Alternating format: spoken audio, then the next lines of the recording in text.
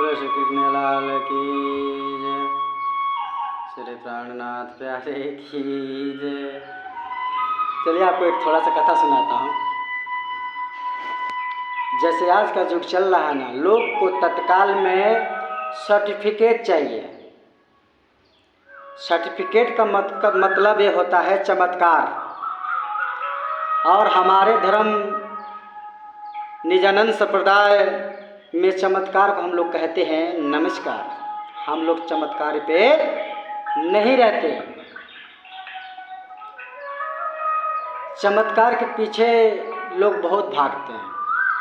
अब किसी को कहो कि ऐसा है तो ऐसा कहते हैं कौन लिखा है, डायरेक्ट ये कौन लिखा, कोई तो आदमी ही तो लिखा होगा। कोई विश्वास ही नहीं कर रहा।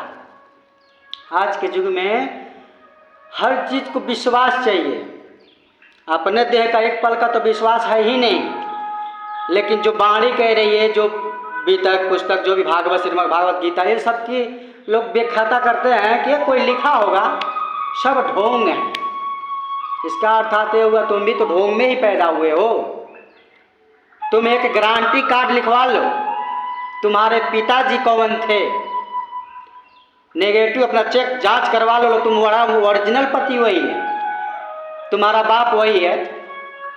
क्या पता बाप तुम्हारा बदला हो, तुम्हारी माँ ने देख कह दिया हो कि ये तुम्हारा बाप ये है, ओरिजिनल पति को छोड़ के कह दिया वो ये है, तो तुमको तो मानना ही पड़ेगा। तो ये भी एक बनाना पड़ेगा। जैसे आधार कार्ड बना है ना, बाप का नाम का नेगेटिव टेस्ट होगा, नेगेटिव टेस्ट होगा कि हाँ यही तेरा बाप है, तब लोग अब धर्म को मानेंगे। ऐसे मानने वाले नहीं है। चमत्कार चाहिए, विश्वास नहीं है भाई। विश्वास नहीं है तो ये भी तुम कह सकते हो। कैसे तुम कह सकते हो तुम्हारा बाप है कोई सबूत तुम्हारा बाप है? इसका मतलब ये होगा तुम्हारा टेस्ट करवाया जाएगा, तुम्हारा बाप का तुम्हारा मिल रहा है कि नहीं मिल रहा है। कैसे कैसे मूर्ख लोग पड़े हुए हैं। वाणी की बात कहो, भागवत की बात कहो, गीता की बात कहो, तो लोग कहते हैं तो कोई ने लिखा होगा। तो कहते हैं ना, 3 जीव आया है तो अलग अलग जीव को अलग अलग सोच, अलग अलग बुद्धि होती है। जीव सृष्टि, स्त्री सृष्टि, ब्रह्म सृष्टि, सबकी क्षमता की बाहर है। ये सब ज्ञान सबको अंदर प्रवेश नहीं करता। पढ़ने को तो सब कोई पढ़ रहा है, पढ़ दिया बस हो गया। लेकिन क्या चाहिए? सबूत चाहिए। सबूत के लिए हमने बताया ये भी करना जरूरी पड़ेगा कुछ दिनों में। कोई भगवान वान को मानने वाला नहीं है, क्योंकि ये कलयुग का अंतिम चरण चल रहा है। खुद देखिए कहाँ कहाँ पे क्या क्या हो रहा है। ऐसे ही 2-4 मिनट का है, सुन लीजिए कथा। एक ऋषि मुनि थे, वो डेली गंगा जी नहाने जाते थे। डेली नहाने जाते तो वहाँ पे थोड़े दूरी पे गंगा जी के बगल में कुछ बच्चे जो डेली खेलते थे, तो उसमें से एक बच्चा डेली उनको गालियाँ के रूप में गाली देता था, बड़बड़ाता था। डेली वो नहा करके सूर्य भगवान को जल चढ़ाया करते थे। तो डेली गाली देता था और कहता था तुम जल चढ़ा रहे हो, तुम्हारे भगवान को लग रहा है क्या? डेली। एक दिन सुनते सुनते महाराज जी ने कहे इसको थोड़ा हम भी जवाब दे देते हैं, क्या बोलता है। तब गुरु महाराज जी ने उसको माँ के ऊपर अभद्र गाली दे दिया। परीक्षा ले रहे थे गुरु महाराज जी, कहे तुम्हारी माँ ऐसी है वैसी है। तब इस लड़का को बहुत क्रोध आ गया, तुम कैसे साधु हो, तुमने मेरी माँ को गाली दिया। तब महाराज जी बोले अरे हमने गाली दिया तो तुमको गाली लग रही है? बोला हाँ, क्यों नहीं लग रही है, तुमने गाली दिया। तब बोले अरे प्यारे, अगर मेरी गाली तुझे लग रही है तो जरा सोच, ये मैं स्नान ध्यान करके अपने इष्ट को, सूर्य महाराज को जल चढ़ा रहा हूँ तो क्यों नहीं लगता होगा? बोले श्री प्राणनाथ प्यारे कीजिए। तब लड़का आश्चर्य से देखने लगा, सोचने लगा, अगर मेरी गाली तेरी माँ को लगा होगा तो मेरा जल क्यों लगा नहीं होगा? जल तो चढ़ रहा है ना। ये होता है प्रेम और भाव, एक विश्वास होता है। तब गुरु ने कहा, महाराज जी ने, तू क्या जानता है संसार में, तुझे कौन है तू जो जानने वाला? तो कहा, संसार में कोई जाने ना जाने, मेरे घर वाले बहुत जानते हैं। महाराज जी के अच्छा ये बात है। बोला हाँ, तो क्या तू मेरे कहना करेगा, पता चल जाएगा? बोला हाँ, जो आप कहेंगे मैं करूँगा। महाराज जी ने पहले कहा कि तुझे इस दुनिया में कोई प्यार नहीं करता, सब मतलब का स्वार्थ की दुनिया है। उन्होंने कहा, अरे नहीं महाराज, हमारे घर वाले तो इतना प्यार करते हैं कि हमारे बिना तो हमारी औरत भोजन तक नहीं करती है। तब महाराज जी ने कहा, नहीं बच्चा, ये तेरा स्वार्थ, तेरे स्वार्थ में सब लोग करते हैं। तो कहा, नहीं महाराज जी, ऐसा नहीं हो सकता। तब चल टेस्ट हो जाए। तो उन्होंने कहा, चल ठीक है, तू रात में नाटक बना लेना, सुबह उठना मत, मरने का तुल्य। उन्होंने कुछ विधि बताया कि 1 घंटा 1.5 घंटा तुम सांस रोक लेना, मैं तुझे विधि बता रहा हूँ। उन्होंने विधि बताया, और मैं उसी समय पे आऊँगा जब तेरे घर वाले रोते रहेंगे, और तू चुपचाप सुनना कहानी। तब महाराज जी ने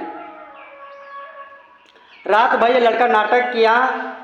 सुबह सब लोग जगा रहे हैं लेकिन उठ नहीं रहा, एकदम मरने का तुल्य हो गया है, शरीर ऐसा लूज लूज सब कर लिया एकदम। अब सब लोग रोना पीटना पड़ गया घर में। तब तक महाराज उधर से सरगी बजाते हुए आए, देखे भीड़ लगा है तो सब जानते ही थे। तब उन्होंने कहा कि क्या बात है? तो लोगों ने कहा कि ये लड़का रात में खा पी के अच्छी तरह से सोया, अब उठने का नाम नहीं ले रहा है, लग रहा है अब इस दुनिया में है ही नहीं, ये सांस चली नहीं रही है। तब महात्मा ने ऐसे देखा, बोला ठीक है, मैं इसको जिंदा कर सकता हूँ, लेकिन मेरा एक शर्त है। पिताजी ने बोला, क्या शर्त है? तो शर्त में बोले कि शर्त यही है कि मैं गंगा स्नान करके चरणामृत लाया हूँ, वो गंगा जल है, वो चरणामृत को जो पिएगा वो तो मर जाएगा, उसके बदले में लड़का जीवित हो जाएगा। बोले श्री प्राणनाथ प्यारे कीजिए। पिता ने कहा, ऐसी बात है, लेकिन महाराज जी हम तो नहीं पी सकते हैं, क्योंकि हमारा छोटा बेटा है, हम उससे ही काम चला लेंगे। अब कि कौन इसके लिए पीता है? लड़का सुन रहा था। बाप ने नकार दिया कि मेरा छोटा बेटा है, मैं उसकी शादी करके अपना जीवन गुजार लूँगा।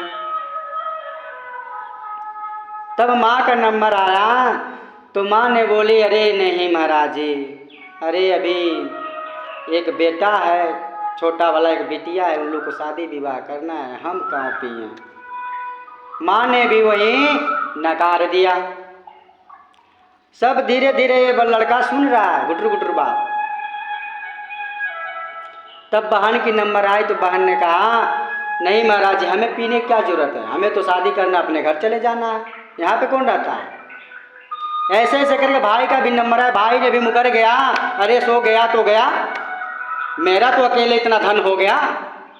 सब बच्चा ध्यान से सुन रहा है। अब आई जो सबसे लाडली थी महारानी, प्यार करने वाली, जो भोजन भी नहीं करती थी, औरत का नंबर आया।